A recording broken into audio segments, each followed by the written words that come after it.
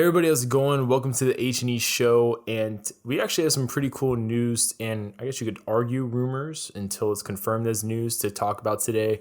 But joining with me, I have special guest Jackson from Full Circle Cinema, and he's the editor-in-chief over there. And Jackson, I'll just let you, talk a little bit about Full Circle and what you guys do and what people can expect if they check out your guys' site.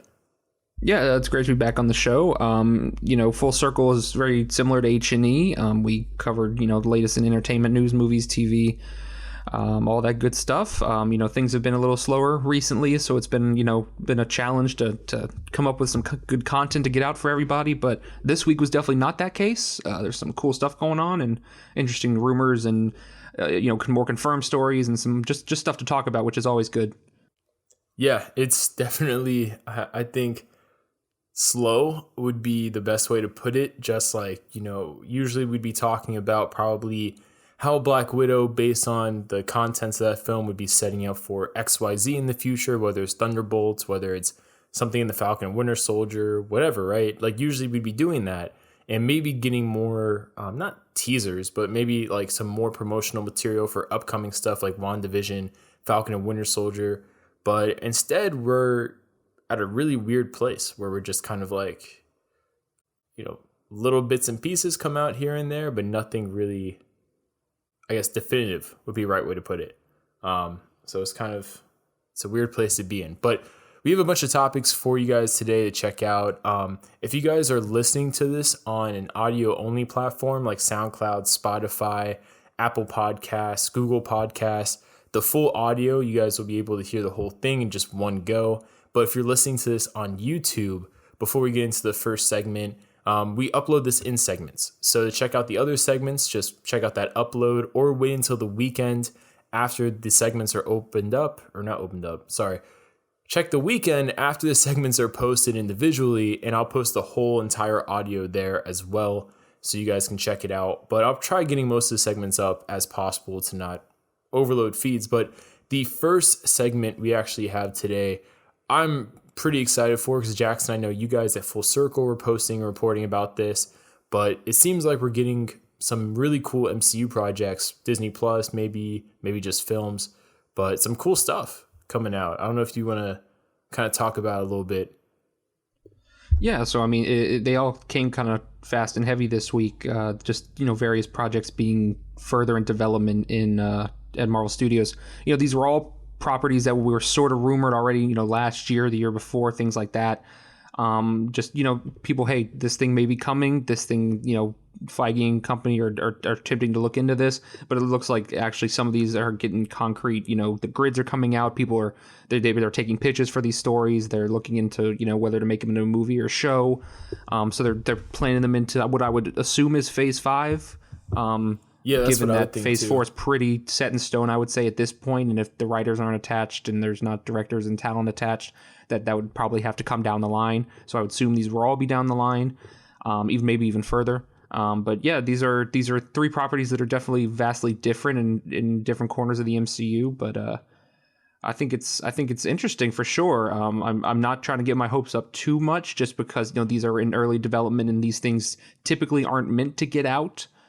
Because, for whatever reason, they decide not to go forward with one thing, or maybe they get a script and then end up not, choosing it or not liking it. So these are all, I'm sure these are all very fluid, and that's why, nothing's been confirmed by anybody. But, they're fun rumors to talk about. Yeah, I mean, a lot of people I know, like comicbook.com, Brandon Davis is a huge fan of Nova. And I would like to think I'm a big fan of Nova too, even though I'd be lying if I said he was like a top 5 favorite character of mine. But I know Nova is one of the, scripts maybe, or just the projects in general that's in that kind of development stage where it's now being teased and revealed and all that stuff. And then alongside with that, we have Ghost Rider, which I'm really curious by, because I know they canceled the previously planned for Hulu Ghost Rider series that was going to have Robbie Reyes and Gabriel Luna return, which I was actually excited for. I'm not going to lie. I was rewatching. Yeah, me too. I was rewatching clips of Ghost Rider that they did in season 4 of Agents of S.H.I.E.L.D. And I thought, for all the faults you can point to with Agents of S.H.I.E.L.D. over its many seasons, Ghost Rider was one of the few things, I think, from beginning to end, they kind of did right. more or less. Like the character depiction, they didn't lighten him up unnecessarily. He was respected. He was a rather dark character. And I just think all the way around, I would have loved to have seen more of Gabriel Luna's depiction, I think. But, who knows what they're going to do. I think they should do Danny Ketch, honestly. If they're going to do an MCU Ghost Rider, I mean, Johnny Blaze, they'll probably do, but I just think Danny Ketch has a cooler design, personally, with the blue flames and all that. Mm-hmm. Even though I was actually reading up on him earlier today just to see if any, recent things have happened that maybe the MCU you could argue might take inspiration from. And he's not even like a Ghost Rider anymore. He's like the spirit of corruption or something like that. And he's like bonded to a demon from Limbo. And it's like kind of crazy what's going on right now in the comics. You love comic books, huh? Yeah, no, I was like, what the hell is going on here? Like even before that happened, his Ghost Rider form was like red flames. It wasn't even blue flames. So it was like, I missed a lot, obviously, because I thought his whole thing was the blue flame look. While Johnny had the red flame look, and then, Robbie Reyes had his own look as well with the car. But yeah, I'm really excited for Ghost Rider. I think the other one that really caught my eye was, again, Nova, just because the last time we physically saw the Nova Corps was Guardians of the Galaxy. They've been mentioned since then, but we haven't actually seen anyone since then. So I'm really curious to see kind of how they're going to do it. Are they going to use Guardians of the Galaxy as the franchise that introduces Richard Rider or Sam Alexander, or are they going to do Captain Marvel as the franchise? Like, I'm kind of curious how they're going to go about it, just because they could do both. Yeah, I think the origin, or his origin in general, is kind of sitting in their lap in terms of the destruction of Xandar and in turn the Nova Corps. They said it in Infinity War. We didn't see it happen because obviously it was another whole, giant fight action sequence they would have had to have done and added to an already pretty long movie. But why not save it and use it in a Nova movie, a Nova show? Put that origin is as good as gold in terms of, Thanos comes down and wipes out the Nova Corps and destroys Xandar, and either Richard Rider or Sam Alexander is the last of them. That's it. There we go. And then you go from there, and he's a space, ranger, and he goes off and saves the universe. It's I think there's, from where you go from there, there's endless possibilities in the cosmic corner of Marvel, but where you start, I think it's pretty simple that's the way to go. No, I agree. I mean, I'm not going to spoil too much of, I have an upcoming editorial that I'm basically kind of spilling my guts over, talking about how they can introduce Nova into the MCU based on what's been established already. And one of the things I touch upon is, if you look at the MCU, I mean, the biggest thing going against Nova right now is the lack of a Nova Force like he has in the comics. And something to make him unique enough to really stand out as his own cosmic hero versus simply being like another grunt soldier that we saw in the Nova Corps that easily got wiped out by the likes of, I'm presuming, the Chitauri army and Thanos, and then also at the same time pretty much got their butt handed to them by the Kree military force led by Ronin. So the first thing I thought about, obviously, was the Power Stone. They had that in their custody for 4 years in canon. And if you look at what people on Earth did with just the Space Stone, I mean, I think you can really establish the creation of the Nova Force for Nova being kind of like something derived from the Power Stone's energy, just like how with the Tesseract's energy, they made tons of weapons and stuff like that throughout the MCU on Earth. I mean, they had with Marvel, obviously the Lightspeed engine that was shown in Captain Marvel, which gave her abilities, but then also at the same time, you had, I'm trying to remember like straight off the top of my head, instead of like pulling up the Word document I wrote this all at. But you also had, I think a lot of people forget this, the arc reactor technology was inspired by the Tesseract, because Howard Stark in Iron Man 2, when he was deriving that new element, he couldn't make the new element due to technology at his time. So instead, he designed the arc reactor to basically be an alternative pseudo-replicant energy similar to the Tesseract. And then Tony Stark perfects that into the miniaturized version, which basically powers the Iron Man armors. So I think you can, if you're basing your logic off something like that roadmap, you can argue that from studying with much more advanced technology, from studying the Power Stone, you can make a similar kind of power source that becomes the MCU version of the Nova Force. Yeah, absolutely. I think, people want to move on from the quote unquote Infinity Saga, but I think there's still room to pull from it. And the stones, using the stones for those kind of ideas was never really an issue that people had. Yeah. The Tesseract being important in Captain Marvel and Captain America, and had an influence in Iron Man. It wasn't an issue. It was just part of the plot they used. But it was it's important to pull from the past, and I think with a character like Nova, it's important to make him stand out, like you said. And I think giving him, this tragic origin where, either the entire Nova Corps is wiped out, him and a small group survive, or him by himself survive, whatever the case is, that it makes it all that more interesting. You're already connected to him. You already feel that, this is something that I already know. This was an event I know took place, and that was tragic, and, Exactly. It affected the Guardians, and it affected a lot of people because, they went and saved the planet. It's just something to pull from, and I think we'll see. Black Widow's the first movie of Phase 4, and she's dead in current events. So you have to pull from the past to move into the future, and I think that's one way of doing it. Well, what do you think also about the fact that they could do Richard Rider, being older, or they can make Richard Rider more of a teenager like he was in his original introduction to the comics from Roman Day, who luckily for the MCU has already appeared, played by John C. Reilly. So I guess he could come back again. But what would you, in your opinion, which route do you think they'll go with? Because obviously on one hand, Marvel's trying to go, introduce some more diversity with their characters, like Miss America is rumored, Miss Marvel. So that kind of perfectly would lean more towards Sam Alexander's take of the character. But at the same time, you have Richard Rider's take, which probably fits more with what's already been established if you're going to do an origin story, I'd say. So like how, they can't merge them together, there's no way they could do a proper amalgamation, I don't think. So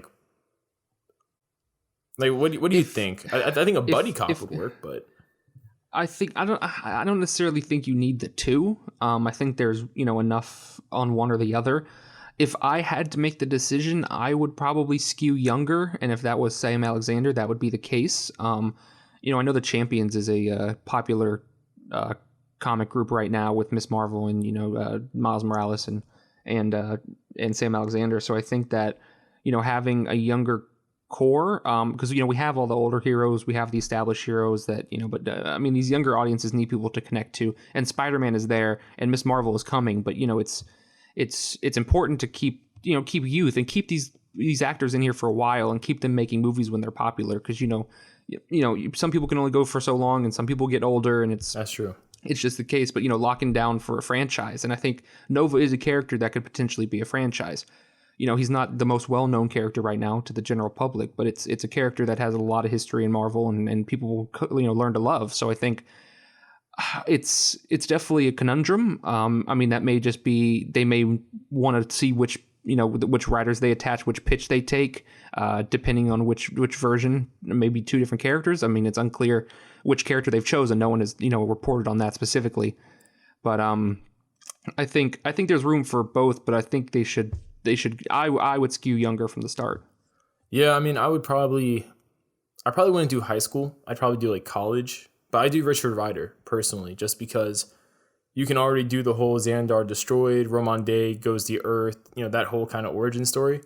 And I just feel with Sam Alexander, I do like the character actually. That was one of the few bright parts of Jeff Loeb, I thought, in terms of his more recent contributions to Marvel.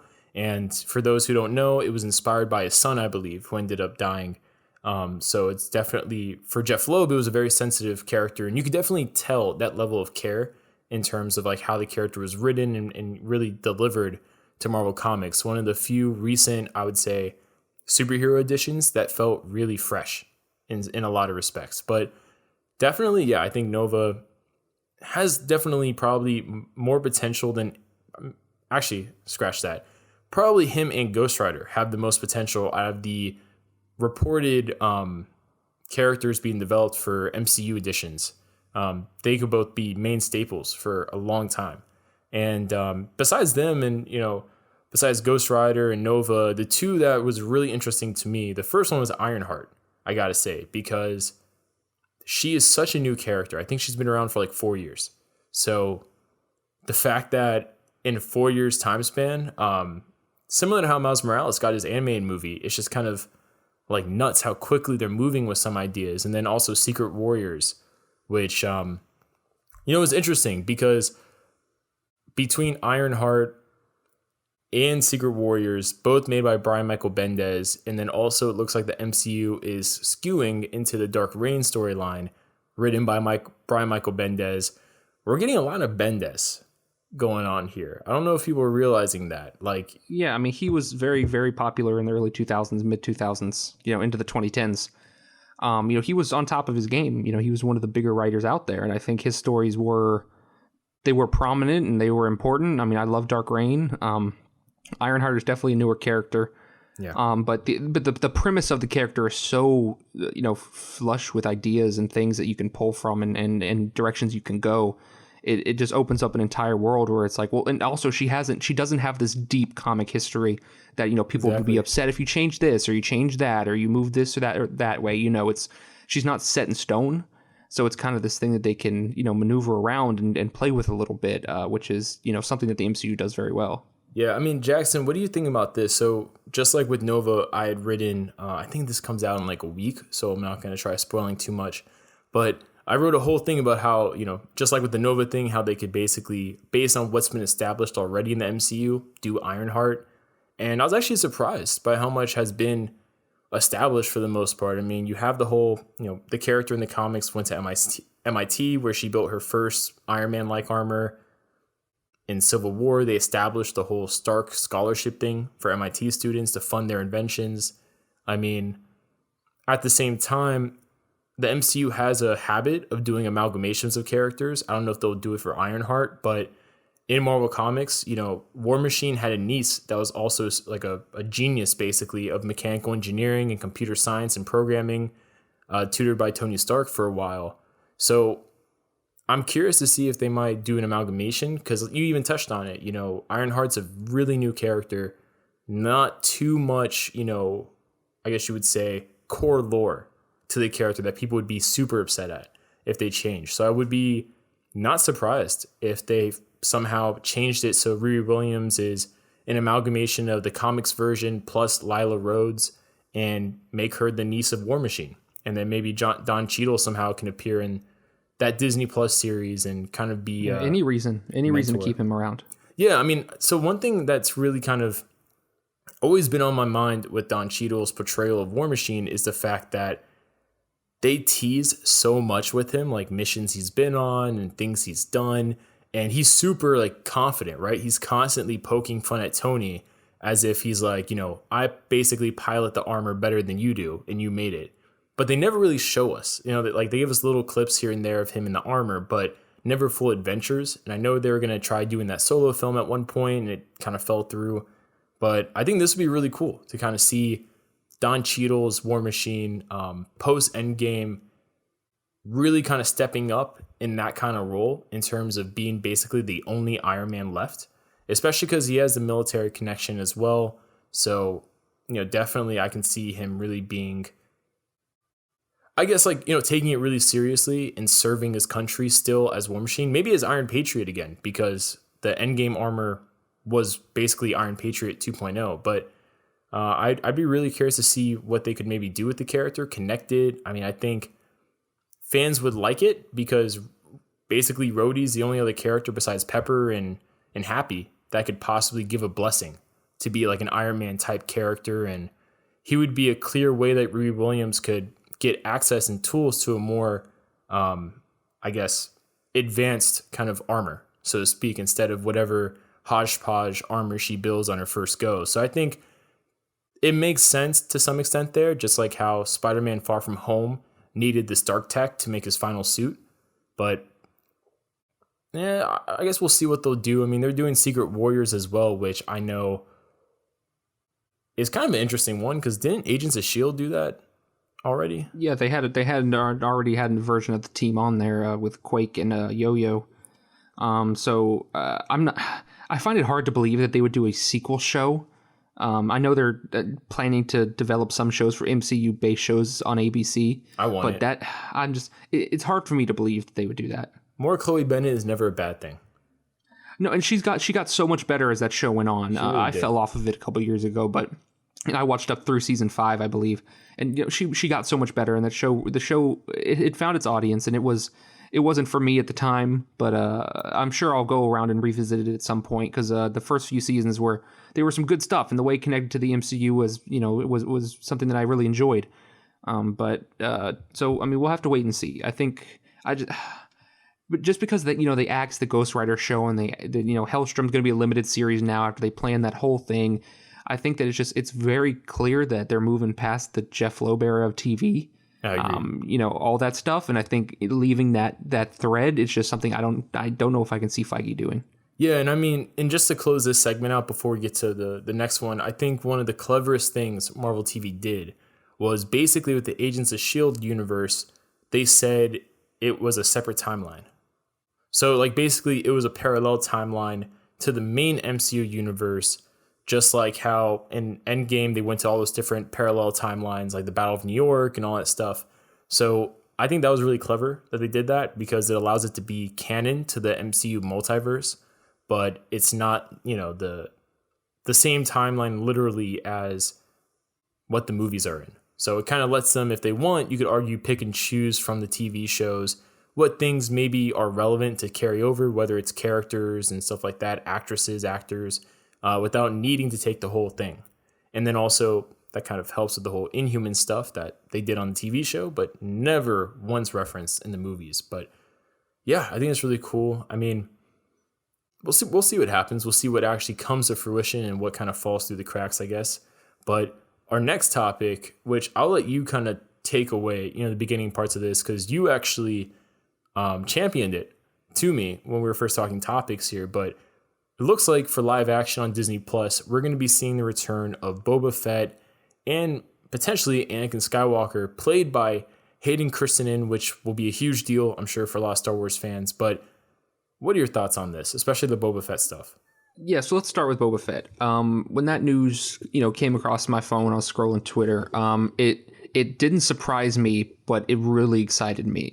Having Tamora Morrison come back, to not reprise his role technically, but to play a clone of Jango Fett, who he portrayed in the prequels, is something that's very, very exciting. And I'll go into some of the other the ideas that could come off of that.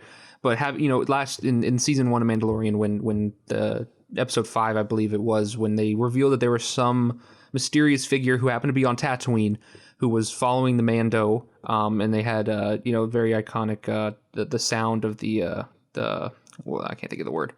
But everyone theorized that was Mando. There's a couple other ideas that went around, like Bo-Katan or some other members of the Mandalorian culture. But number one was we're on Tatooine. There's this mysterious figure wandering around. Everyone knows that while Boba Fett fell into the Sarlacc pit in Return of the Jedi, everyone knows that he didn't die, and I believe at the moment it is canon that he didn't die. I believe there's a book that is canon that states that he didn't die and tells his story of when he leaves. But this is a few years after that, so having him return, I think, is incredible. I think there's a way that they can bring justice to this character in a way that fans of just the movies don't really have. People who've seen Clone Wars, and I'll probably come back to Clone Wars a couple times during this discussion. Boba Fett had a couple of good arcs on that show, where he goes after Mace Windu and attempts to avenge his father by sneaking onto a Republic cruiser, posing as a clone, as a child clone. Really, it's dark stuff, and he tries to murder a Jedi Master and all these things, and he eventually turns around and comes around, but he later becomes a skilled, young bounty hunter on the run, and there's some really good stuff in there. And I think it fleshed out Boba Fett from the prequels really well. And then fast forward, he is who he is in the original trilogy. He's a good looking character, but he doesn't get anything done. In the expanded stuff, he's a lot more interesting. There's some exploration into his bounty hunting, but having him come into this show, even if just briefly, they can make him become the force that people thought he was. The way he was described by Darth Vader, the way he's feared as a bounty hunter. They can show that, even if it's just 1-2 episodes, they can bring that to us and show us like, hey, he can go toe to toe with Mando. He is Boba Fett, and he's older now. He's not that much older. Obviously, he's only 5 years older than he was in Return of the Jedi. But he's going to be a force to be reckoned with, and somebody that will bring this show another angle. Everyone, this was going to be with the Boba Fett movie that Josh Trank was, and I'm sure we're going to get to him later. This was the idea that they spun off and did this Mando show, and having Boba Fett come in, I think is just it's the way they had to go. But I think Filoni and Jon Favreau, they know, and Filoni better than anybody knows how to make an empty villain into someone so much more complex. He did it with Darth Maul. He's done it with several characters. He is the one arguably who portrayed Anakin's turn to the dark side. It wasn't the prequels. You watch the Clone Wars, that's what did it. And I think he brings Boba Fett in, and I think there's going to be a more complex layer to this guy, a tragedy to this guy, and then we're going to see a lot more. And I'll stop rambling for a second and let get your thoughts on Boba Fett, and then I got some other stuff to get into. No, you're good. I mean, I was even going to ask, Filoni. I was watching not an interview, but this roundtable discussion. You may have seen it that he did with a bunch of on the gallery on Disney Plus. I actually watched it yesterday. Yeah, and one of the things that stuck out to me, and you touched on it, is how well he knows Star Wars. Not only the characters and the canon aspects, but thematically he knows Star Wars. I mean, he kept referring to the fact that at the end of the day, as George Lucas has said many times and has hinted in with his stories, it all goes back to family. And one of the coolest things I like that he did, and we're going to talk about Anakin in a bit, but just speaking of Anakin in the prequels, this is one of the situations where I think the prequels would have benefited from actual pre-established, experienced directors, not Lucas, just like how the original trilogy, Lucas did not direct, any of the movies. But I think it would have benefited because Lucas had a great story in mind with how, as Filoni broke it down, Qui-Gon Jinn was basically the ultimate father figure for Anakin in terms of his fate. Did you see what I'm about to talk about? Yep. Yeah, and for audience, people listening that have no idea what I'm referencing, so basically Filoni said, if you pay attention to Lucas's, Star Wars The Phantom Menace, that a lot of people give a lot of crap, kind of unfairly in some aspects, but very understandably in others. The Duel of the Fates is more than just literally a really cool action sequence. It's literally the duel of Anakin's fate, because if Qui-Gon Jinn lives, Anakin has a father figure that he never has before and never really has in the future. And at the same time, someone who can really show him how to properly feel emotions that Jedis aren't really promoted to express and to feel, and balance that appropriately to not fall to something like the dark side. And through Anakin not receiving that when Qui-Gon dies, and having Obi-Wan, who's not a father figure but a brotherly figure, it really sets in motion the fate of Anakin to eventually fall to the dark side, because he never has someone to be a father-like figure to him, especially in the way of teaching him how to express and feel certain emotions like love and compassion and all that stuff, without it being a negative that the Jedi basically are don't feel that, so to speak, because of their arrogance and how political they've been. And I'm really doing it injustice with how I'm explaining it, but it's a really cool thing if you guys could check it out. And I just had to mention it because it just really shows how well he's able to thematically look at aspects of Star Wars. And like you said, he basically did the heavy lifting of Anakin's fall, to the dark side between episode 2 and episode 3. And then also, just how he really expanded upon what was set up in the prequels and really made it not only digestible, but he deserves more thanks from the fandom than I think he's gotten, because so many people want to give him crap for Ahsoka, cough, cough, John Campea. But with Boba Fett, I think he's such an interesting character because he's so hyped up. I'm almost scared for him to appear, because I'm like, he's so hyped up. Like, are they going to be able to bring that to life? Like Darth Vader, one of the things with him is that I don't think we'll ever get a full movie dedicated to Vader, because in little bits and pieces, you can execute that terrifying, legendary figure. But can you do that in an hour and a half, 2 hours? You know what I mean? Like, do you falter at a certain point showing too much of him? So I'm curious to see what they do with Boba Fett, and if they use him sparingly or not. Will he get the Darksaber? Since that will be, I guess, a a plot piece at one point in the Mandarin season 2, or Mandalorian, sorry, season 2, not the Mandarin.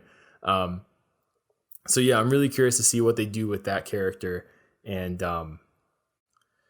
honestly just any other surprise characters we might get that are technically in canon alive, like Ahsoka. Well, yeah, I can get into that. Well, speaking of Ahsoka, having Tamora Morrison back, he plays the clones, and I know it's already been rumored out here, and I think THR even mentioned in their exclusive write-up that might not be the only role he plays, and I think Captain Rex, who was just here at the end of the Clone Wars, he's there at the end of Rebels, and he it's canon now that he fought on the Battle of Endor just 5 years prior to the events of this show, that he comes and plays an older Rex, and I think bringing that character into live action as well as Ahsoka will bring it does such justice to the fans who sat through the cancellation of the Clone Wars and it's coming back for its incredible final season, in the final arc, which is better than most Star Wars content can be on most days. Yeah, it's beautiful. It's incredible, and I think bringing these characters to give them this homage in live action that they deserve is something important. And I think even if it's one episode, even if you bring in Sabine from Rebels and you bring in Rex and Ahsoka and have them come for one episode, and maybe they're after the Darksaber, maybe they're looking for Ezra, we don't really know.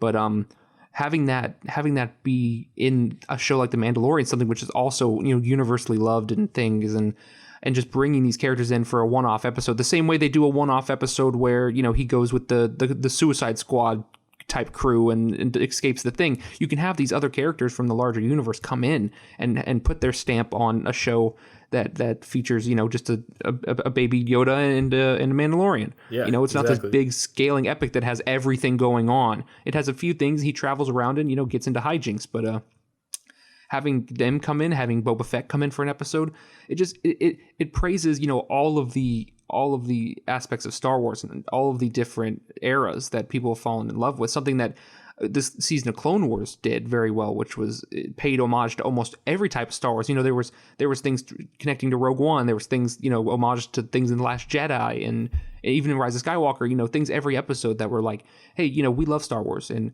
here's that thing that that little line from Rogue One that everyone liked, and here's this Anakin walking out like Luke did in The Last Jedi, and it's like paying homage to other Star Wars is important, and I think The Mandalorian is a perfect place to do it when you can do these kind of one-off, two-off episodes. Yeah, and what did you think about the news that Hayden Christensen will reportedly be coming back as well? I think that's more of a rumor though than a confirmed report at this point. But I know it was a semi-trusted outlet that reported it. They usually don't report an exclusive news. That's why I say that. You can say their name. It's usually okay. Don't. No one's going to come for you. Yeah. But they don't usually move an exclusive news. So it's kind of like, this is kind of coming out of nowhere, but this is a whole different can of worms. And I think having my ideal scenario for this situation is for one of the episodes of Obi-Wan to be a flashback to the Clone Wars and a mission maybe we didn't see, and putting them together in live action again in that kind of situation that we saw in the Clone Wars so many times, but in like more of a tragic way. Obviously there was always that tension in the Clone Wars that the thing was coming, but we haven't seen it in the situation where the thing has already happened and now someone is looking back on it. Exactly. It was just kind of in A New Hope, it's just passing lines like, yeah, I fought with your father in the Clone Wars, he was a great pilot and great warrior and all those things, but we didn't, Obi-Wan in this show will be sitting on, if it's Obi-Wan, which again hasn't been fully reported, it's assuming that that's where Hayden Christensen would pop up, but if it is there, then it's Obi-Wan looking back on the failures of his life. This will be very fresh. This isn't the guy we saw at the end of Rebels. This is the guy that failed, and so we have to see him in his Logan type depressive state, looking back on all the failures of his life, and Anakin being the biggest one of all. And I think, if flashbacks, I'm not sure, you want a situation where it's flashing back a couple times an episode or something like that. I feel like doing the flashback centric episode, one of the 6 or 8 or whatever they do, episodes being one flashback one, I think will really, it'll put things in perspective in a way if for live action that we just didn't see because everything was put in the Clone Wars rather than, Hayden Christensen and Ewan McGregor doing these missions together and fighting together and we just, we saw them get together. We saw the build up, and then we just saw the failure. It wasn't anything in between. So doing something like that, I think, is the angle to go, and I think there's so many possibilities in that situation, and I would be really excited for him. Yeah, I agree with that. And then also Obi-Wan during this time, or Ben, I guess, during this time, he has Anakin Skywalker, or Jesus, he has Anakin's lightsaber still. So, I mean, that could be actually also kind of, in my mind, when I'm thinking about it, I'm like, yes, flashbacks are probably the most logical way they would go about it, but I'm curious, like, would Hayden and Ewan, or like, would they both look too old at this point to properly execute a flashback without having to digitally de-age them? So, like, when I think about that, I'm thinking maybe, like, we get some sort of thing where, you know, Anakin's lightsaber is kind of like an haunting element to Obi-Wan. And maybe, like, you know, whenever he's looking at it or just has it, like, he hears Anakin's voice or something like that. I don't know, haunting him.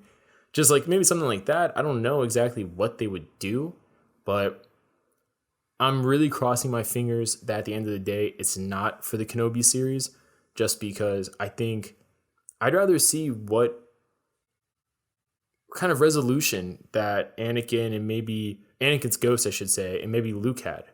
I mean, I doubt we're going to get it because Mark Hamill potentially being involved with something would be a huge deal, I would imagine, and would have been leaked by now. But, you know, that was one of the biggest bummers I had with the sequel trilogy, just to quickly just throw it out there, is the lack of resolution with Anakin's ghost and Anakin's spirit in terms of, like, I mean, you're right. Yeah. Everything that happened. He was supposed to.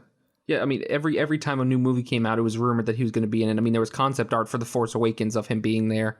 You know, and there might have been concept art for The Last Jedi of him being there. And then there was definitely rumors of 9 of him having to deal with Ben Solo rather than Luke himself. But it always felt like a missed opportunity, and I agree with you there that Hayden never appeared as a Force ghost in the sequel trilogy, because as much as Yoda was perfect in that scene in The Last Jedi, having Force ghost Anakin come to Ben Solo or to Luke there's just so much emotional weight there, and I think it would have packed a really heavy punch had they chosen to go in one of those directions.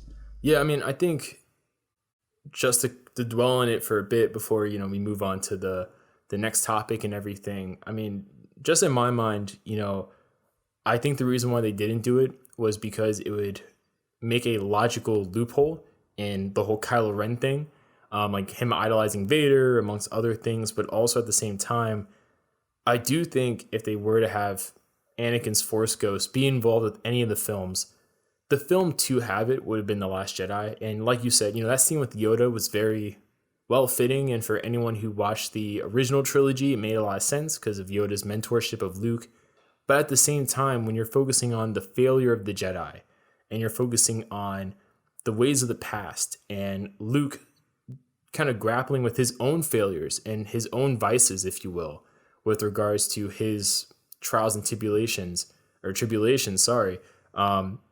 Anakin's almost no better figure to have for that moment. You know, you could have a father-son moment, concept of family yet again, and then that in itself could have mirrored the father-son moment we had in The Rise of Skywalker, where instead of it being Anakin to Luke, kind of lifting Luke's spirits and, you know, reminding Luke of his, you know, purpose and who he is, you had Han do that to Kylo, and then he shed that identity to be Ben Solo once again. So I think it could have fit very well in that kind of whole it's poetry, it rhymes kind of way, but unfortunately, you know, it's not what we got.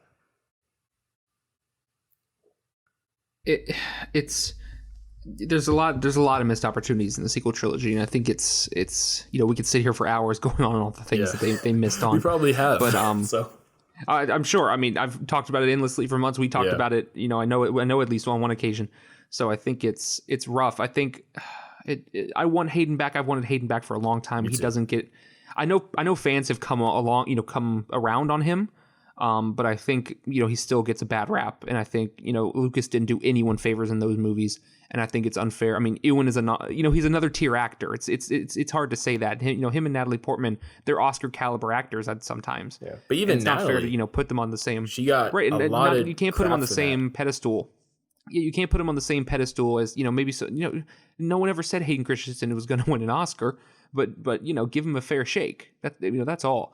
But I think having him, I think he would be embraced if he came back, and I think I think now would be a good time, I guess. If you weren't going to do it then, I guess this is the show that might be the last opportunity, at least for a while, for them to do it. So even just a flashback episode, I think would be cool. And I really just want to see, this is just in my mind, is seeing them in the armor from the Clone Wars. Obi-Wan had the clone type armmy and I think having that in live action would just be really cool. And that's just a whole other thing. But I think that's just my fanboy in me being like, please, I want to see it.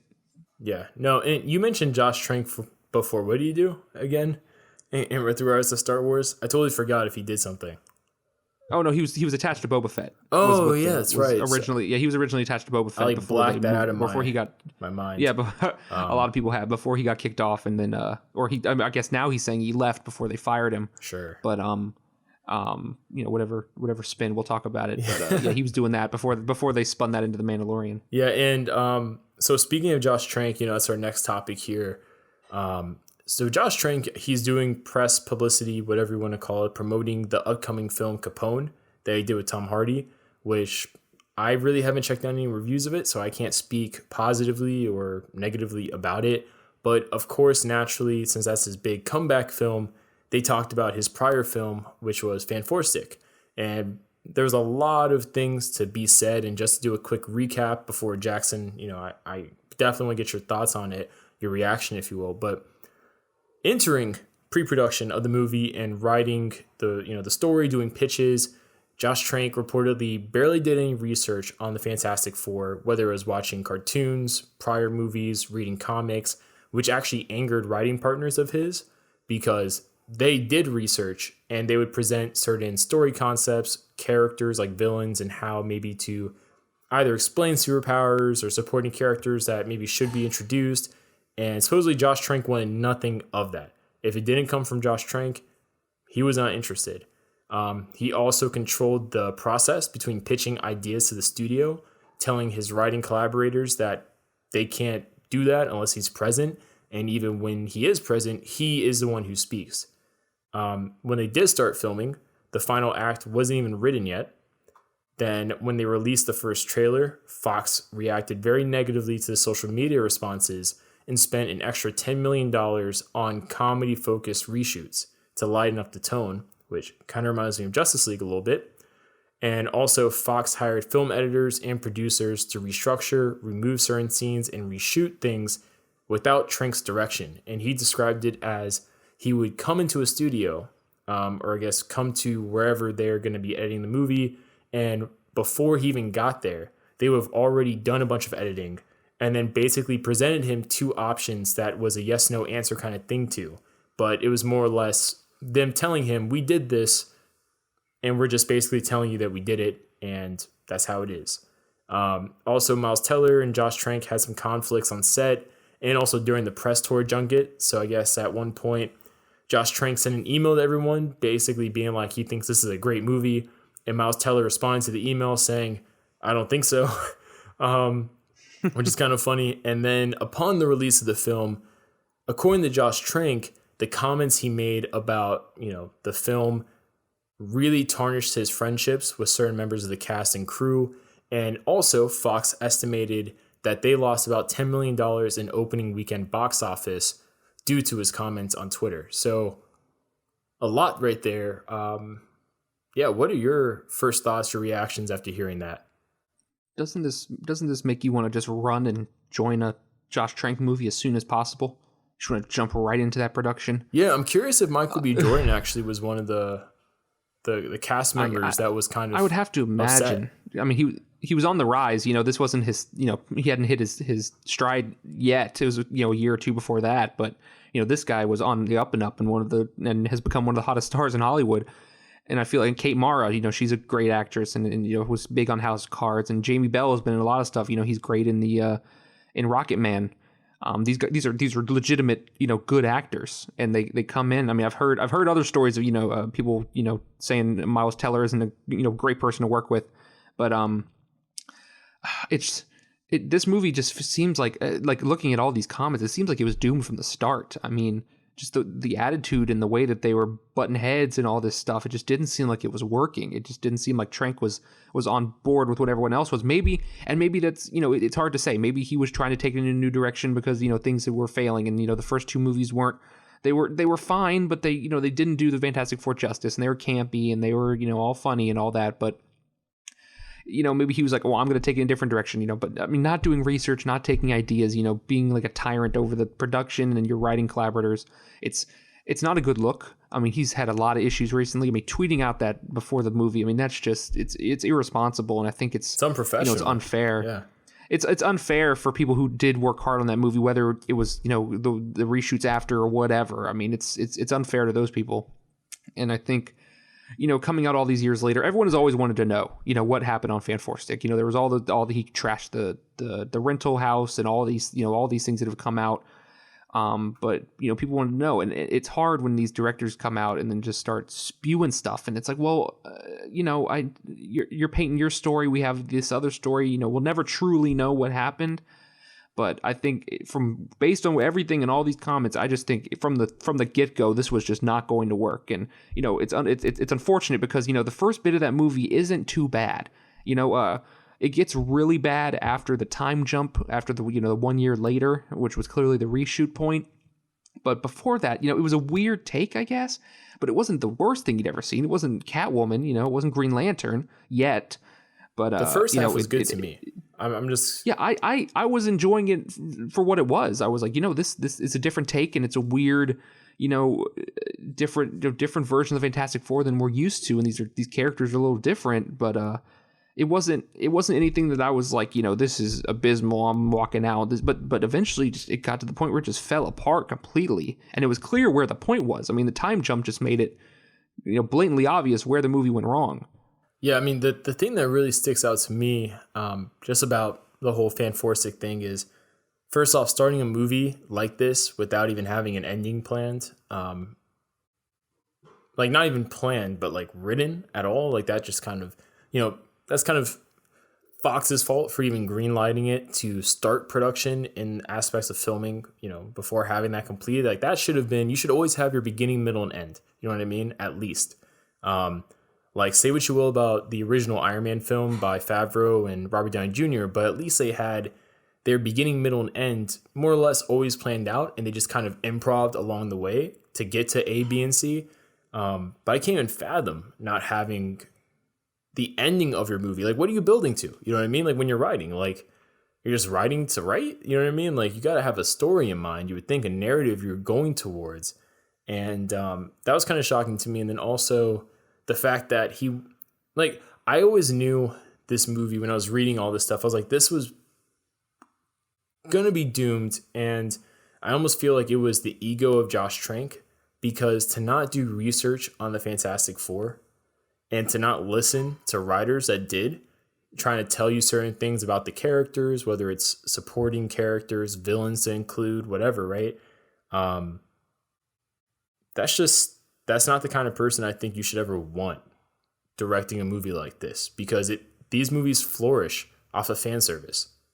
And if not fan service, at least, being respectable to the source material. Like, think of every movie that hasn't been. It's been more or less terrible outside of X-Men. X-Men was like the only movie that wasn't obviously inspired 100% by the comics, but still did well. And that was probably because of the cast, more or less, elevating the entire movie in all aspects. But it's just kind of nuts to me, honestly. It's kind of the fact this was even made or released. Yeah, I mean, at this point, I think I've heard enough. My interest level of the mystery of Fan Four Stick has kind of gone away, because it's clearly just a yelling contest between two different sides that clearly just did not get along from the start, and probably should have handled that better from the get-go rather than letting it go on the entire time. So, I mean, it's a movie that'll exist forever, but won't be one I'll be revisiting anytime soon. Yeah, it will exist until Marvel does their own reboot. And yeah, I mean, I just feel bad for the actors. That's going to be something forever on their filmography, so to speak. And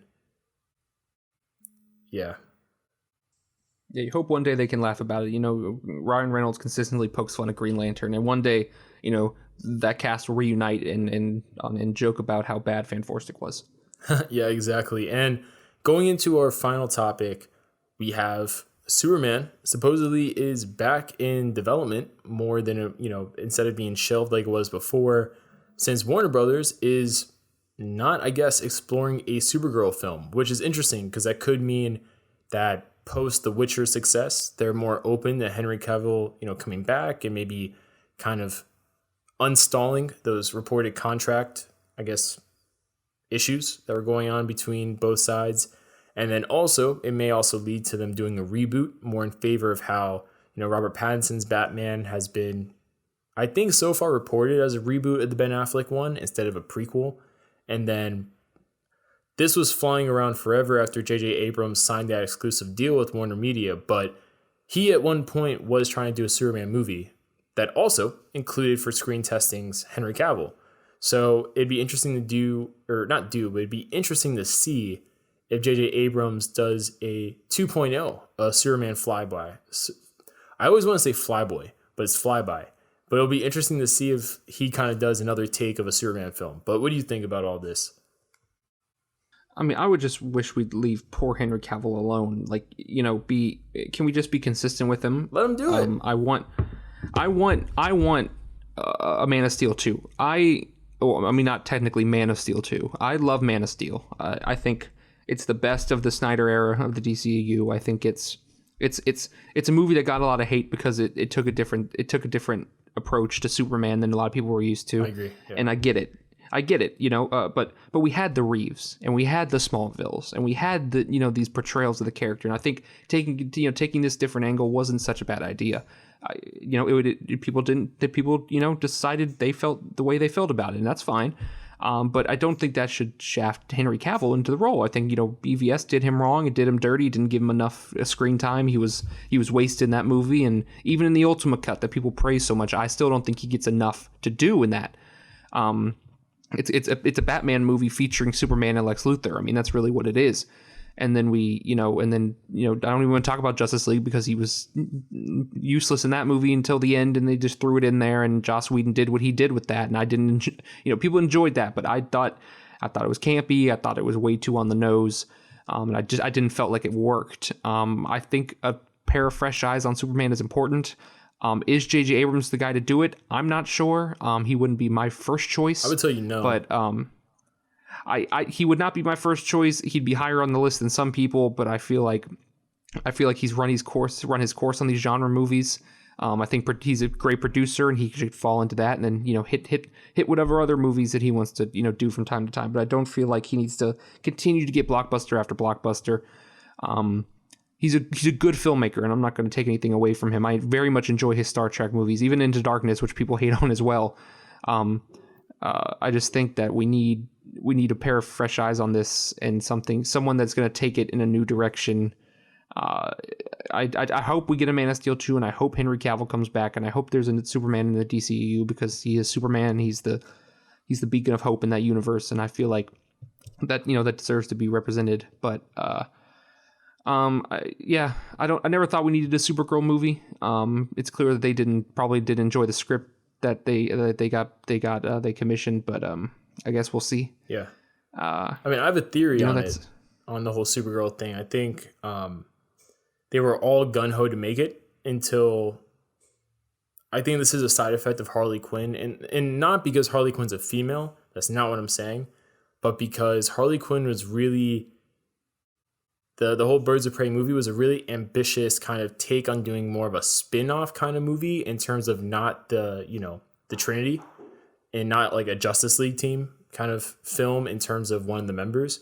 So I think Warner Brothers is like, maybe we should just kind of do another Justice League team member before doing, not side characters, but, like characters outside of that, Yeah, it's fair to say 5 that to 7 Justice League members. Yeah, today, in today's world, with the movie-going audiences, DC movies don't have the same brand loyalty that Marvel do. And I think, it's been different in the past. The brand loyalty with the Dark Knight trilogy was completely there.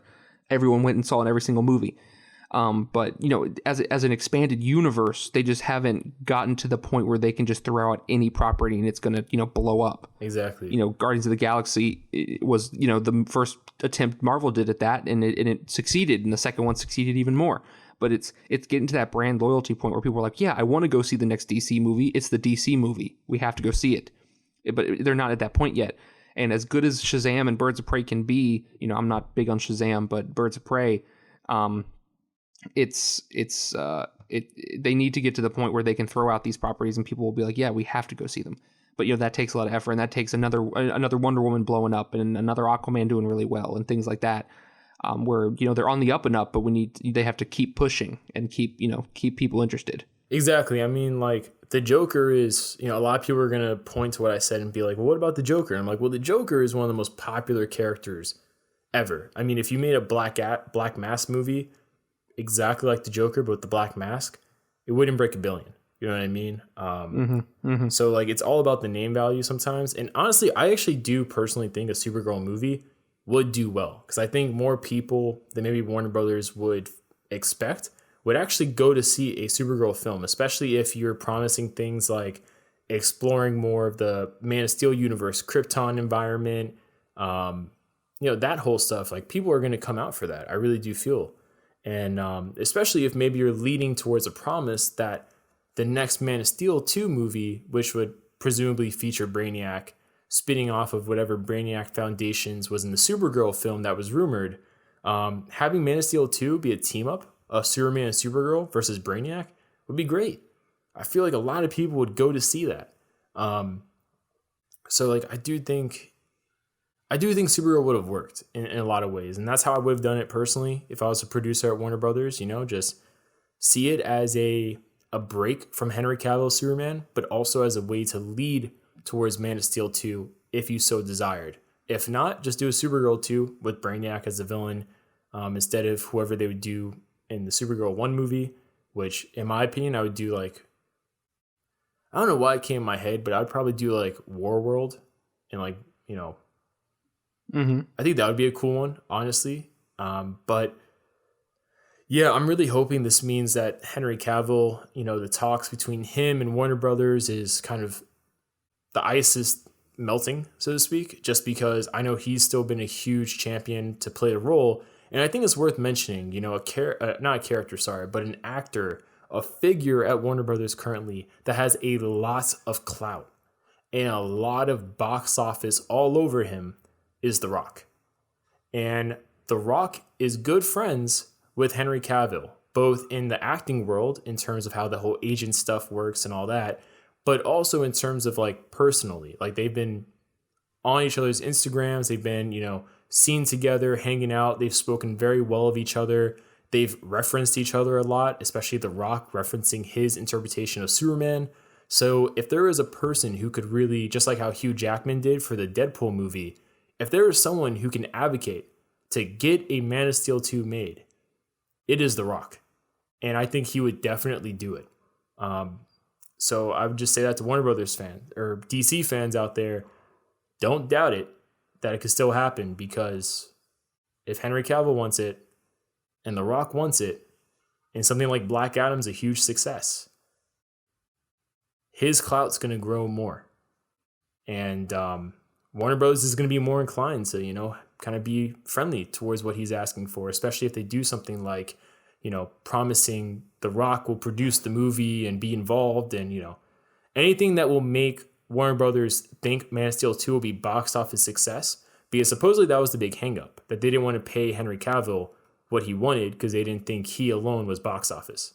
So it'll be curious to see what they do with that. And that's what I'm hoping this means. I'm really hoping this means they're both comfortable with Henry Cavill resuming the role, and also at the same time, I'm curious to see if this means anything for the Supergirl CW show. Just because in the past, WB's been super weird about having TV and film properties going at the same time with the same characters. So it'll be interesting.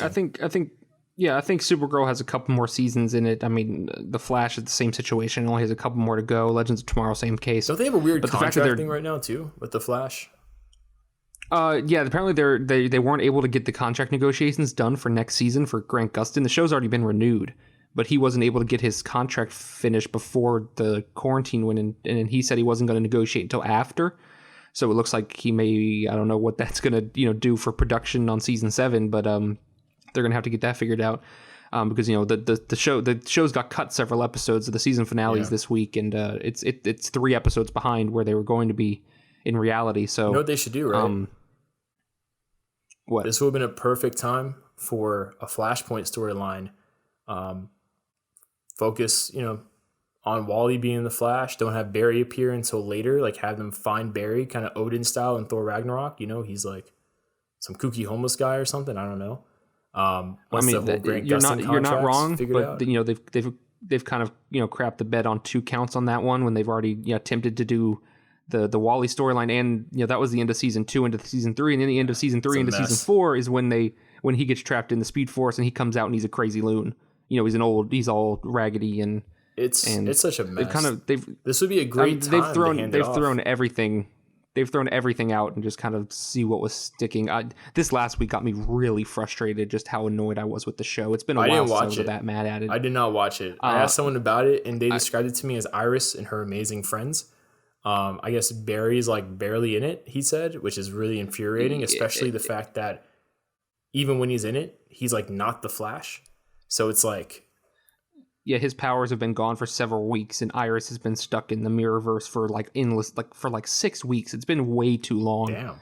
And they're still dragging it out, and it looks to be that that's going to be the cliffhanger of the season, which is infuriating. Wait, is Mirror Master in it now? It's a female gender swapped version of Mirror Master that came in after Crisis. Is Wally still involved?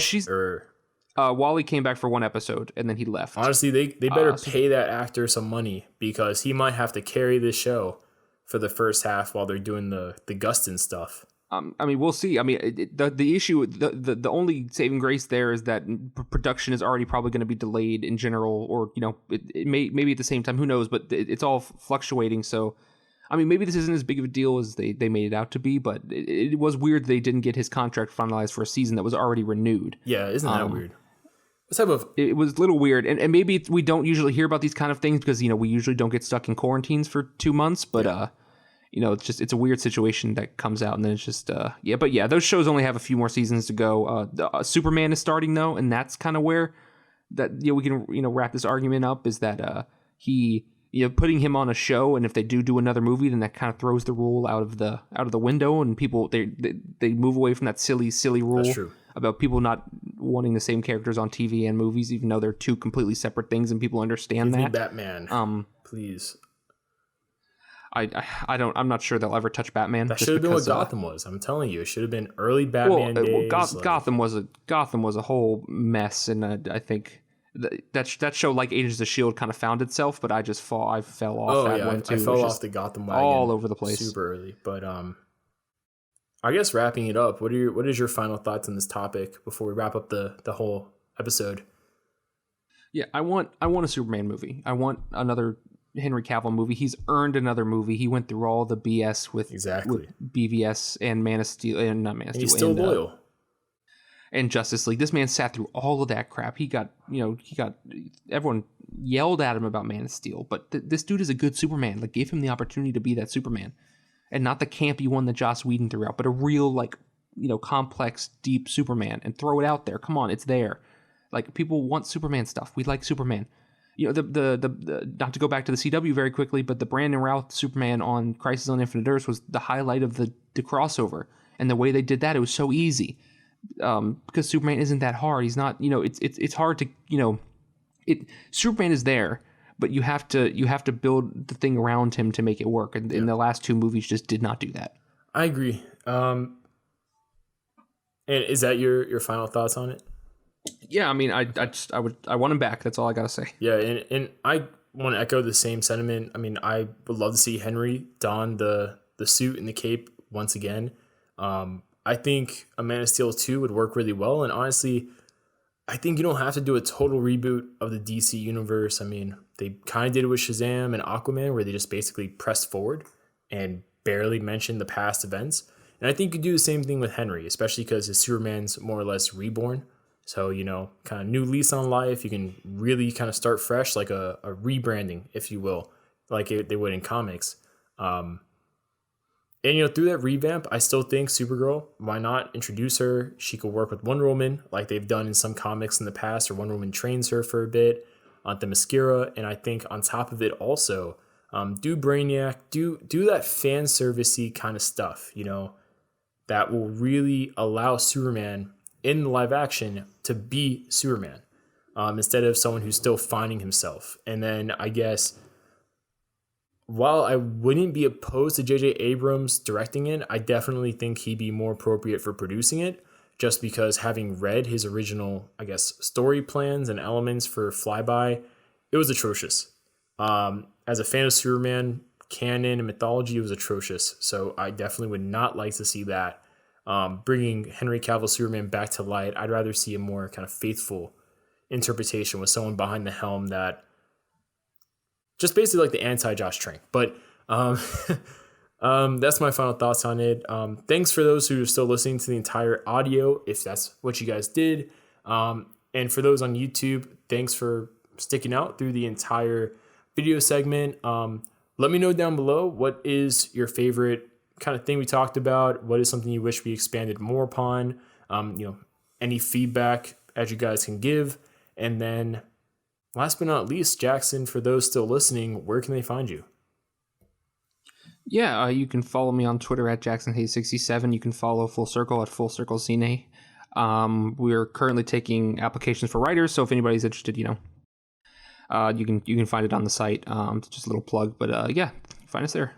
Yeah, and then also at the same time, if you like this podcast, subscribe and check it out. It's going to be every Tuesday and Thursday. So check it out then. And then also at the same time, let me know in the comments below if you're listening to on YouTube, when you're listening to the full audio version, what platform you're using. Because I'm just really curious, who's using SoundCloud versus Spotify versus Apple Podcasts versus Google Podcasts.